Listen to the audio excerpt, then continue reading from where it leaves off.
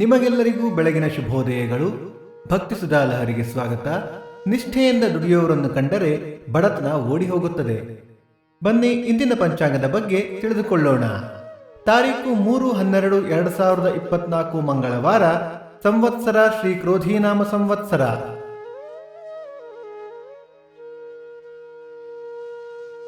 ಈ ದಿನ ಜನ್ಮದಿನ ಹಾಗೂ ವಿವಾಹ ವಾರ್ಷಿಕೋತ್ಸವ ಆಚರಿಸುತ್ತಿರುವ ನಮ್ಮೆಲ್ಲ ವೀಕ್ಷಕರಿಗೂ ಹಾರ್ದಿಕ ಶುಭಾಶಯಗಳು.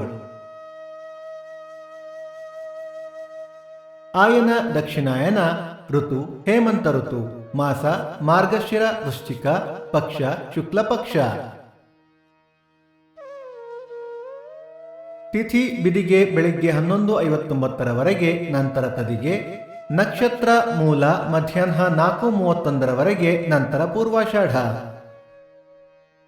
ಯೋಗ ಶೂಲ, ಕರಣ, ಕೌಲವ.